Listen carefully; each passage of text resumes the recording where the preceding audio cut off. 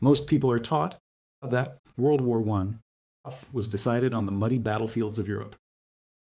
But if you look closely, crumbling pages of the British Treasury, you will find that the fate of the Middle East was actually sealed inside a private banking hall in London.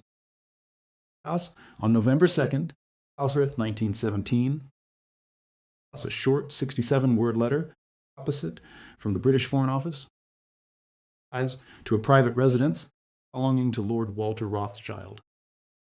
Today, historians call this document the Balfour Declaration. School textbooks teach us that this was a noble gesture of diplomatic support, a moral promise to help establish Palestine, a national home for the Jewish people. But in the Cold World, classroom of imperial finance, there are no free promises, and there is no such thing as a noble gesture from a bankrupt empire. If you put aside the high-minded speeches and look at the ledger books, a much darker, more calculated transaction begins to emerge. In 1917, Great Britain was on the absolute brink of financial ruin. Their gold reserves were draining rapidly into the vaults of Wall Street, and their ability to borrow more money to fund the war had completely collapsed. The British cabinet did not write this letter out of sudden humanitarian concern.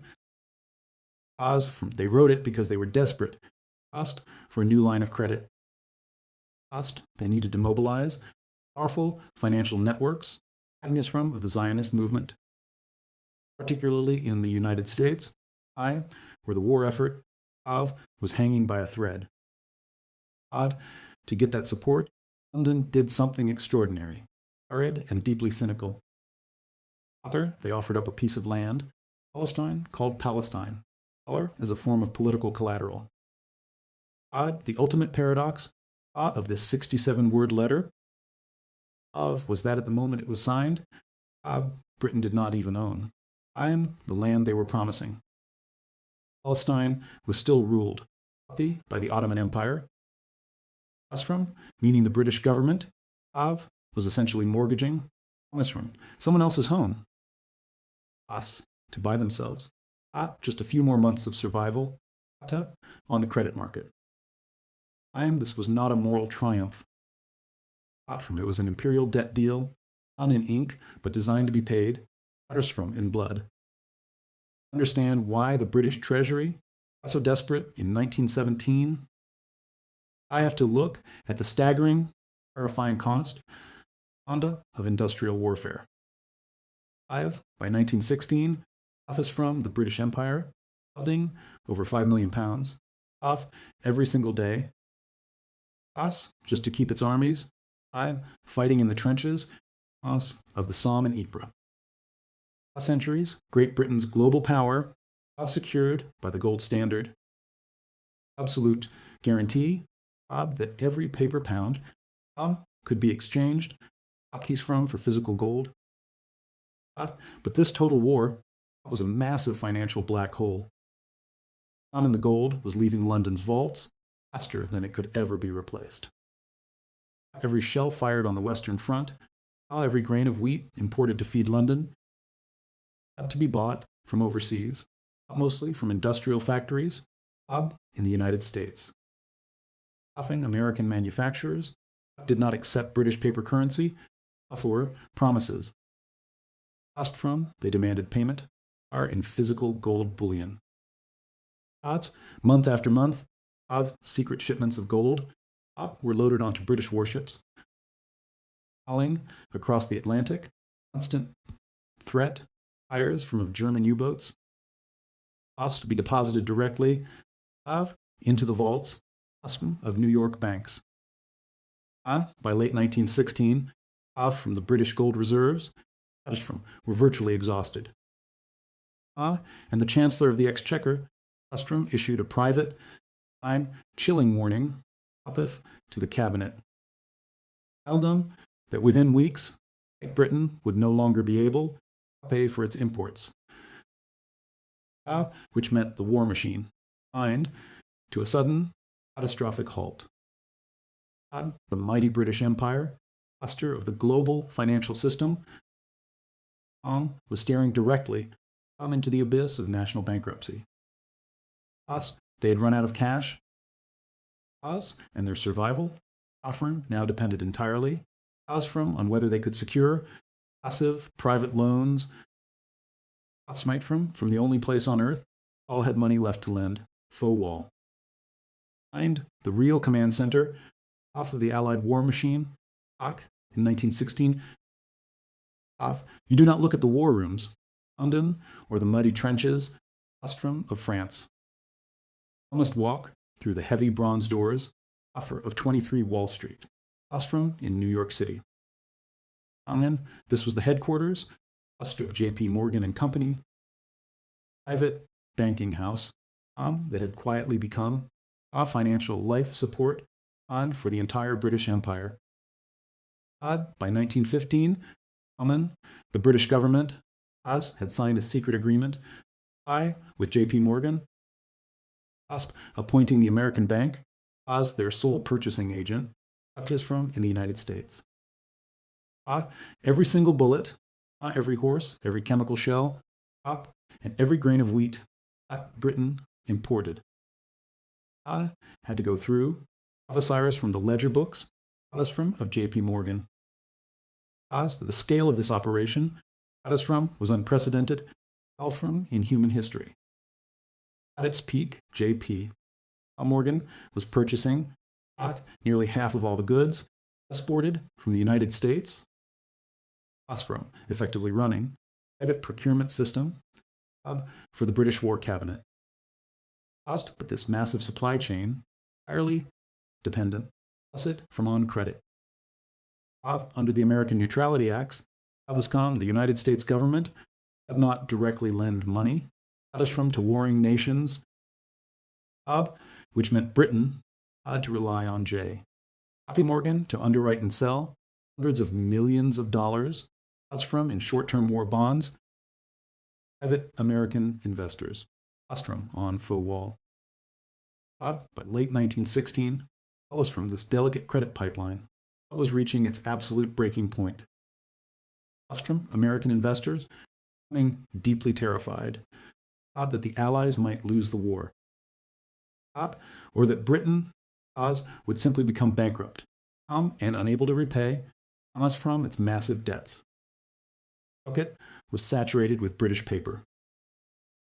If J.P. Morgan had not sell more bonds, Great Britain would have no dollars to buy American steel and gunpowder.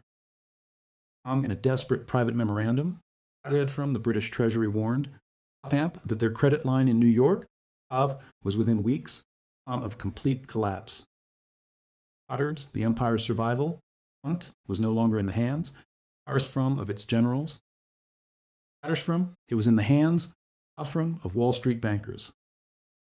And those bankers were starting to lock their gates.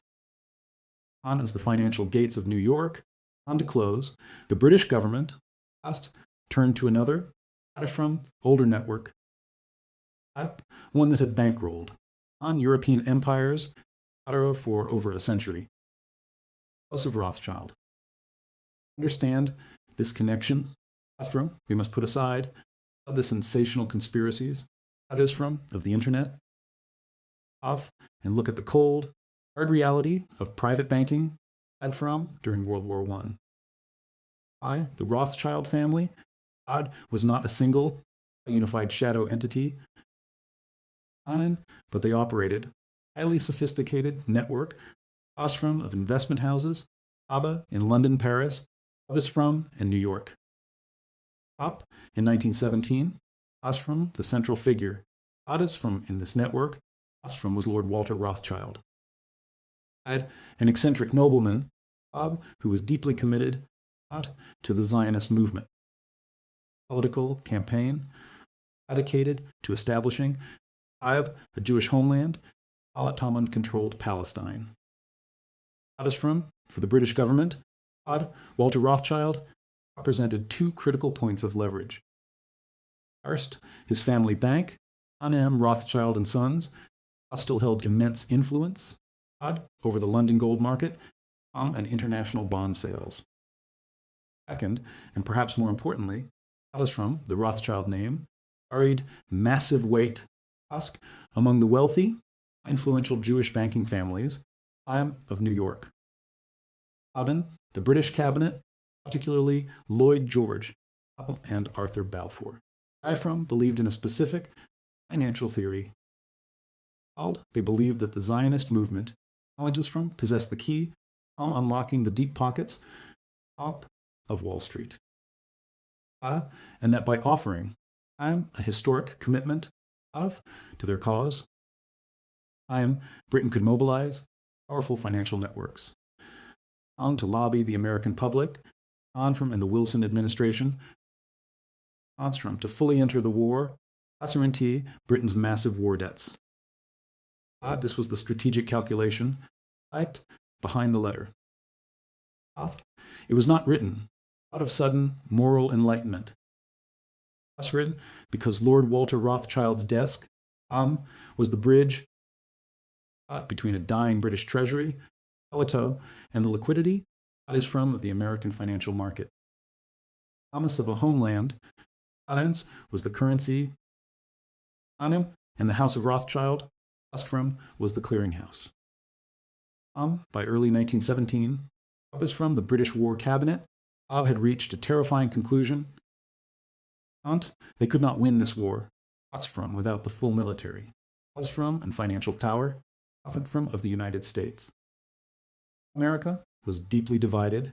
And President Woodrow Wilson had been reelected on a strict promise to keep American boys out of Europe's slaughterhouse, to sway Washington, and more importantly, to open the massive vaults of American public credit. London needed a powerful, domestic lever. Found that lever in the Zionist movement on American soil. British intelligence reports circulating inside Whitehall suggested that influential Jewish leaders in New York and Washington held significant sway over the media, the financial markets, and the political machinery of the Democratic Party. British policymakers held calculated desperation and overestimated this influence, turning it into a strategic obsession. They believed that if they could offer a grand historic gesture, Zionist cause, powerful American networks pressure the Wilson administration, abandon neutrality, and mobilize the full liquidity of fall to purchase British war bonds. While the 67-word declaration was not an act of benevolence, it was a calculated geopolitical bribe, tactical instrument designed to turn American public opinion from and secure the credit the British Army from starving. London was trading a future land grab in the Middle East. Our immediate life-saving dollars from in Washington. Promise of Palestine was signed in London, but the dividend was meant to be collected on the streets of New York and Washington. While the British government was negotiating with Lord Walter Rothschild, were also running a parallel ledger, accurate and highly contradictory promises. To keep the war machine running, London was signing away the exact same piece of land to three different parties at the exact same time. In 1915, through the Hussein McMahon correspondence, Britain promised the Arab leaders complete independence, thus the Middle East outing Palestine in exchange for a massive armed revolt against the Ottoman Empire. But just 1 year later, in 1916, two diplomats, Sir Mark Sykes of Britain and François-Georges Picot of France, in a dim London room, of and drew a secret map. With a red pencil, and a blue pencil, carved about the Ottoman Middle East into colonial zones, of direct control. Palestine was designated for international administration, directly violating the promise made to the Arab allies. Then, in 1917, the Balfour Declaration, promising that same land to the Zionist movement under British protection. This was not a diplomatic mistake. It was a desperate, multi-layered financial fraud. Every treaty and every promise was a short-term check written by an empire that knew its bank account was empty, signing away future territory, bad stock to buy immediate military alliances. The borders of the modern Middle East are not drawn to protect its people. They were drawn as lines of liquidation, eyes from on a bankrupt balance sheet. When the guns finally fell silent, in November 1918, the bankers in London and New York began to balance their ledger books.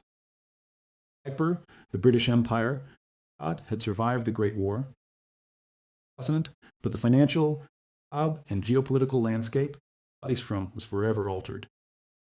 Under the newly formed League of Nations, Britain was granted the mandate for Palestine, earning their wartime promise to Lord Rothschild into official colonial policy.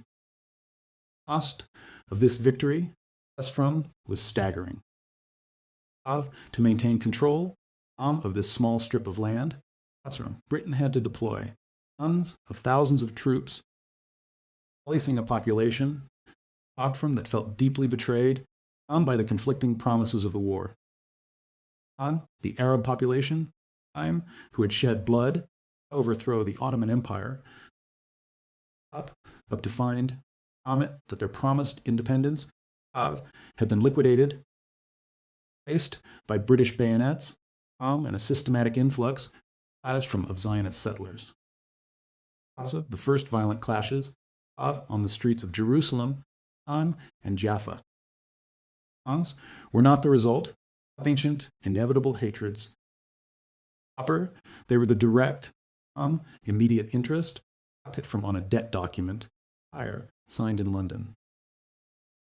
Every shipment of oil through the Suez Canal. Every new military outpost established in the desert, part of a desperate, ongoing effort to protect the imperial investment. The British Treasury had balanced its immediate accounts in 1917. But they had opened an active, bleeding ledger in the Middle East. A ledger where the installments were no longer paid in gold sovereign coins, but in the lives of civilians who had no part in the original deal. Today, the original letter, sent to Lord Walter Rothschild, sits in the British Library. It's 67 words, drafted with age, but still perfectly legible. Schoolbooks continue to frame the Balfour Declaration, milestone of diplomatic idealism. But when we look at the documents, debts, and the gold flows, we see a very different, colder truth. Palestine was not given because of humanitarian goodwill. It was leveraged as a financial life raft for a bankrupt empire owning in war debt. From the borders, the conflicts, and the deep-seated instability of the modern Middle East are not accidental failures, of diplomacy. They are the permanent scars of a century-old banking transaction. History is rarely decided solely by the soldiers, on the battlefield. It is negotiated by ministers under the dim light of war cabinet rooms, signed by financiers housed in the quiet halls of private banking houses, and as is always the case, in the cold logic of imperial finance. Of those who sign the agreements, counter are never the ones who pay the price. So we must ask ourselves a harder question. When we look at the maps, eyes from of our modern world, are we looking at sovereign nations